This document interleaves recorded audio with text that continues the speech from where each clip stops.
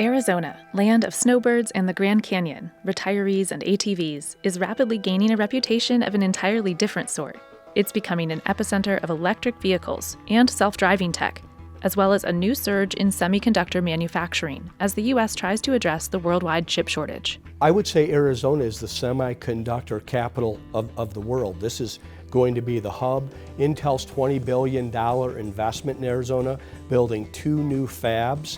And Taiwan Semi is something that I don't think has gotten the attention it deserves. Taiwan Semiconductor, or TSMC, is indeed building a $12 billion chip manufacturing plant in Phoenix. Tesla rival Lucid Motors built a brand new electric vehicle factory in the state, along with Nikola and ElectraMeccanica. And Waymo's fully driverless rides are now available to the public in Arizona only. It's the cost of living. It is the great environment. People love it. People love to be in Arizona, and I think that also helped us to attract talent all over the place. In 2020, Phoenix attracted more residents than any other U.S. city for the 4th year in a row. 634 companies relocated or expanded in Arizona between 2015 and 2020, creating 13,000 jobs in manufacturing alone. We headed to the desert to ask the governor, big companies, and those living amidst the boom, how is it changing the state, and why Arizona?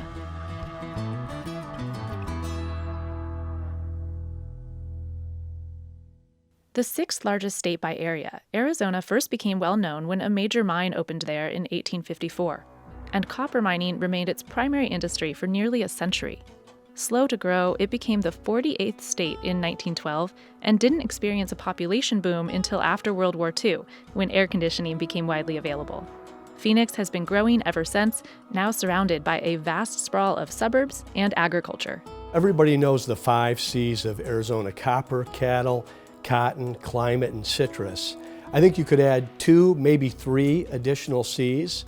You've got chips, you've got electric cars, and you've always had construction as well. During World War II, GM started using about 4,000 acres outside Phoenix to test parts it supplied to U.S. Army tanks. Toyota, Ford, Chrysler, and others were all soon testing their cars on Arizona tracks too. Aerospace manufacturing has also been huge. Raytheon has made missiles in Tucson since the 50s and recently expanded there. Boeing has built its Apache helicopters in Mesa since the 80s.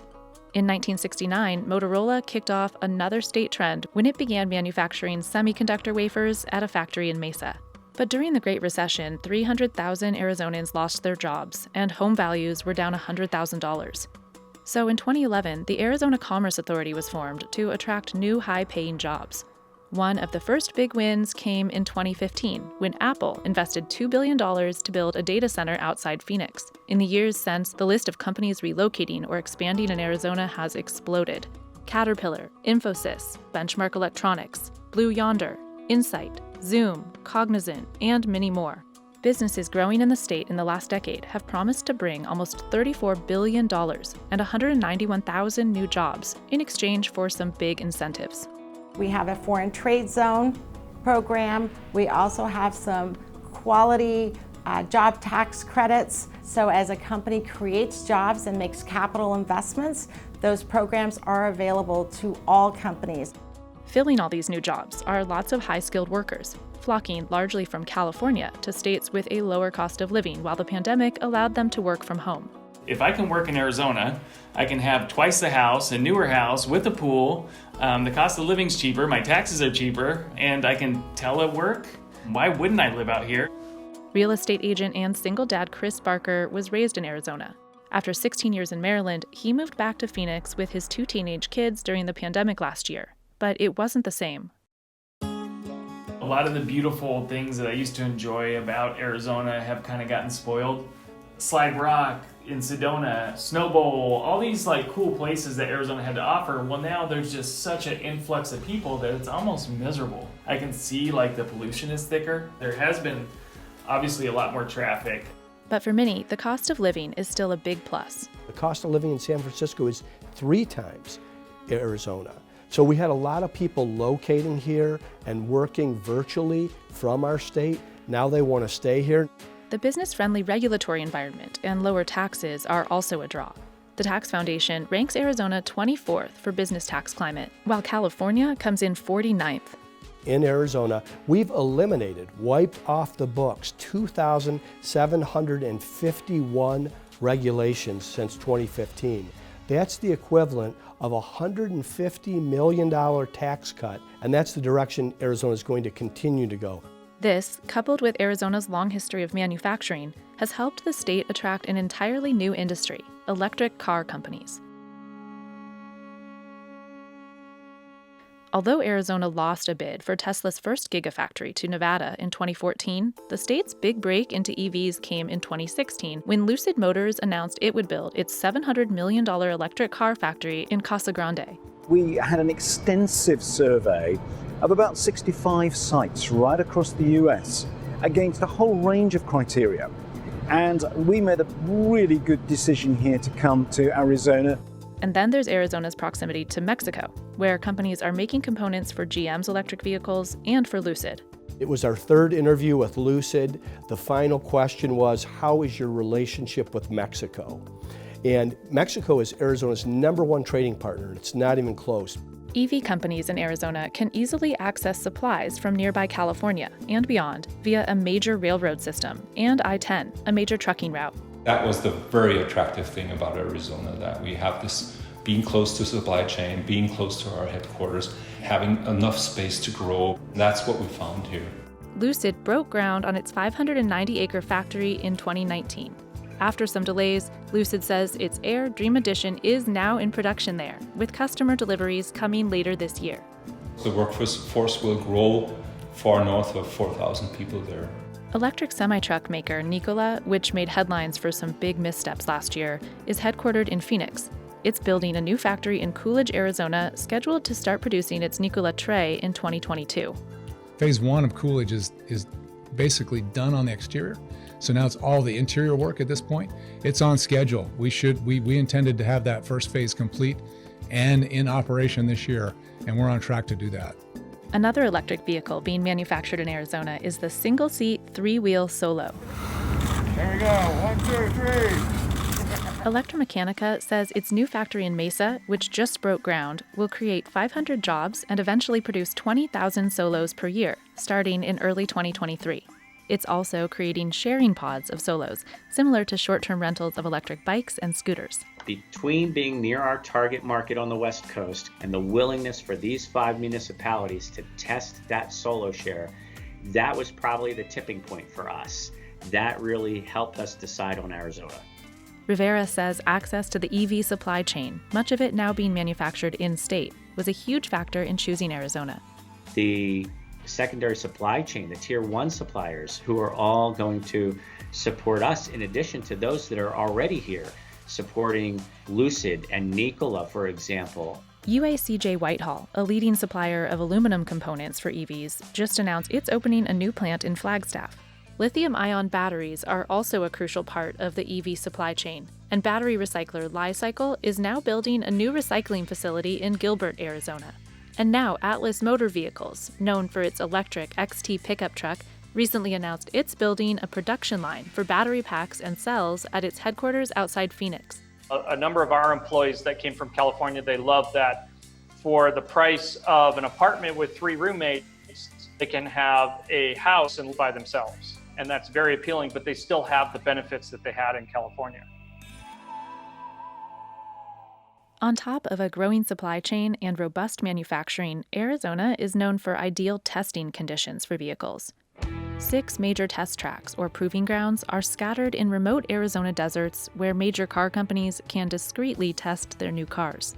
GM, Ford, Toyota, VW, Chrysler, and Nissan all test their cars on these tracks. Low rainfall and winds allow testing almost every day of the year. The extreme desert heat is also a draw. Here in the summer, it's as hot as it gets anywhere, which is not great when you're in the middle of it, but it's great for testing vehicles in hot weather. Arizona is now one of the first testing grounds for driverless cars, too. They've become a common sight in some cities surrounding Phoenix, which have ideal, wide streets for testing, designed on a grid. I think that there is truth to the fact that the infrastructure here is fantastic, right? But I think that the bigger and more appealing attraction is the dynamic and forward-thinking government here, and the fact that bringing companies like Uber and Waymo and Cruise, the willingness to allow those kinds of companies to test. In 2015, Governor Ducey signed an executive order allowing testing of autonomous cars on public roads. Since then, Waymo, Uber, Chevy, Ford, and Cruise have all tested their self-driving cars in Arizona, although Uber sold its self-driving division last year. 5 years after it began testing in Chandler, Arizona, Google's Waymo now offers fully driverless rides to the public there. Now Walmart is testing self-driven deliveries by GM-owned Cruise cars in Scottsdale. And autonomous semi-truck company Too Simple announced a major Tucson expansion in January before going public in April. We are the first and only autonomous driving company to be publicly traded. It's really a validation of our shareholders' confidence in us and our technology. Semiconductors, which have a long history of being made in Arizona, are another crucial part of self-driving tech and the electric vehicle supply chain. Intel started making chips there in 1980 and now has plans to rapidly expand in the state as demand surges. Chips are in short supply after the pandemic upended supply chains and caused consumers to buy more electronics. Intel, which says its tech powers nearly all autonomous vehicles, has 4 factories in Arizona and 2 more on the way. Today, Intel is announcing a new $20 billion investment, the largest private sector investment in Arizona history.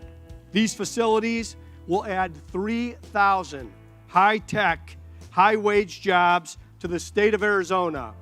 Amid the worldwide shortage, the U.S. share of global chip manufacturing fell from 37% in 1990 to just 12.5% in 2019. The world, more than ever, is counting on Intel to deliver, innovative products. Intel's 2 new Arizona factories are scheduled to be online by 2023 and will make Arizona its biggest manufacturing site in the world. And it's far from alone. TSMC, the world's largest contract chip manufacturer with customers like Apple and Qualcomm, has a goal to manufacture 20,000 chips a month in its new Phoenix fab by 2024, the first factory of its kind in the U.S. Arizona is considered one of the top 4 states in the country for the concentration of semiconductor talent. This will continue to elevate Arizona's position to a top state in the country. Chips are vital for powering our modern lives, but making chips takes an incredible amount of water. 2 to 4 million gallons of water a day for a typical fab. And water is not exactly plentiful in the desert.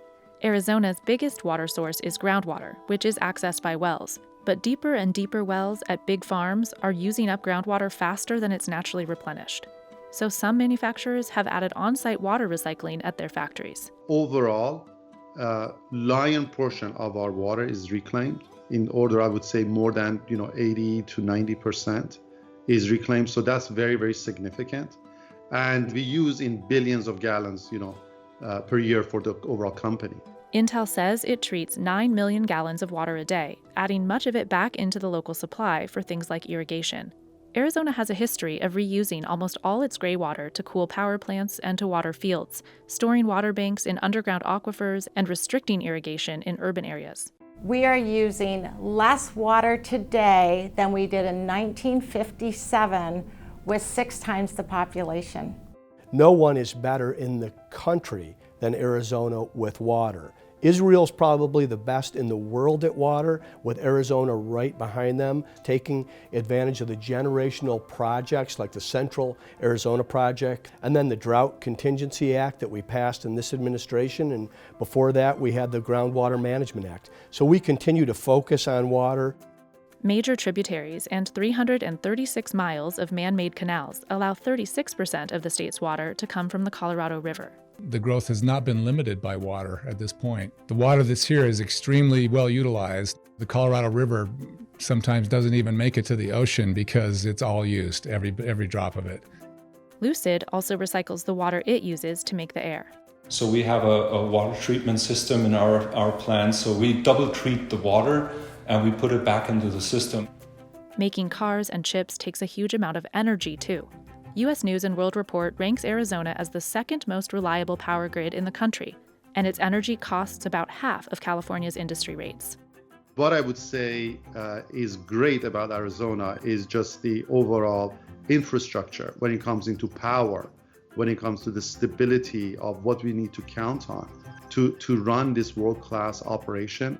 14% of Arizona's electricity comes from renewable sources, thanks largely to its ranking as the sunniest state. It generates the fourth most solar power of any state and ranks second in solar energy potential. But all that consistent sunshine also means intense heat. At an average of 99.1 degrees, Phoenix had its hottest month ever recorded last August, and last year was the driest on record for the state. Although Arizona doesn't suffer from the myriad of natural disasters that California and Texas face, the state does have dust storms, flash flooding, and significant fires. I think there's a lot of people who are moving here who have not moved here during the summer. So I'm like, I don't know if they know what they're quite getting into. But in recent years, the heat certainly hasn't kept people away. Arizona's population has been on a steady rise for the last decade, up 13.9% between 2010 and 2019. The upside for the incoming EV companies and chip manufacturers is the availability of skilled workers. We are graduating 9,000 students a year from our 3 universities in the semiconductor industry. In CNBC's most recent top states for business rankings, Arizona came in 20th. But when looking specifically at workforce, Arizona ranked second, and many of those workers are coming from California. U-Haul, which itself is headquartered in Phoenix and manufactures much of its equipment in Arizona, found California was the top state people moved to Arizona from. More than 10,000 truck customers rented one way from California to Arizona in 2020, making Arizona 5th on its annual list of growth states, up 15 spots from 2019. There's no denying that all these people, especially from wealthy California, are changing the fabric of Arizona, starting with the real estate market. While Arizona comes in right at the middle of the cost of living index, a typical Arizona home value is about $329,000, about half the typical home value of California, at least for now. My mortgage is 3 times less than what our rent was in Seattle. During the pandemic last year, Arizona native Brooke Sanders Silverman and her family moved back to a 1,000-square-foot home that she bought in Tucson in 2010. When you have a 4-year-old running around, it's like the space gets a lot smaller quicker. They intended to quickly upgrade to a bigger house. Probably 3 to 4 days a week, either by mail or phone, I get an offer to buy my house for full cash. But she declines these offers because her own home search has been unsuccessful. She put in an offer $10,000 above asking price on her dream home in September, and another offer a couple months ago. We went in for full offer, and I think it went for about 100 over. So I'm just baffled by these all cash offers, sight unseen. They don't want an inspection.